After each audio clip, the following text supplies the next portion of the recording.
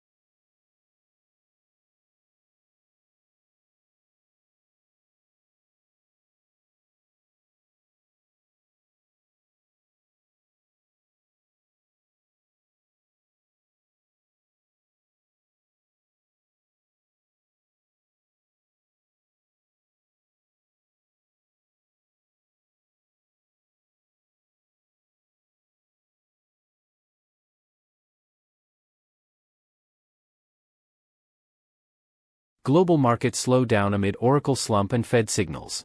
Global financial markets experienced a difficult session on Thursday, marked by a sharp drop in technology stocks and significant movements in bond and currency markets.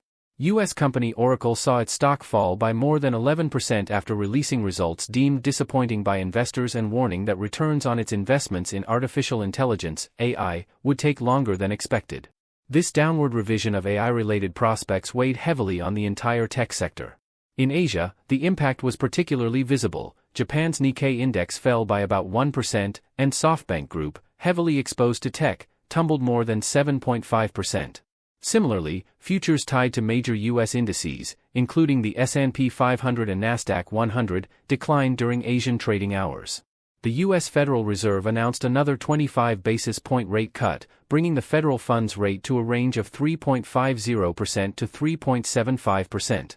Although this decision met market expectations, its broader economic implications created mixed reactions. While the move briefly supported some market segments, investors focused largely on the uncertainty surrounding how lower rates would influence overall economic conditions. Fed Chair Jerome Powell adopted a cautious tone, emphasizing that monetary policy would remain flexible and data-dependent, and that a rate hike was no longer considered a baseline scenario. This outlook weakened the dollar and pushed down bond yields, particularly on shorter maturities, as markets anticipated additional possible rate cuts in 2026. On currency markets, the U.S. dollar weakened, pressured by expectations of prolonged lower rates. In contrast, the Japanese yen strengthened amid speculation that the Bank of Japan could raise rates. The euro reached its highest level in 2 months, supported by renewed optimism about Eurozone growth prospects. In fixed income, U.S. Treasury yields fell as investors sought refuge in government debt amid the monetary easing cycle.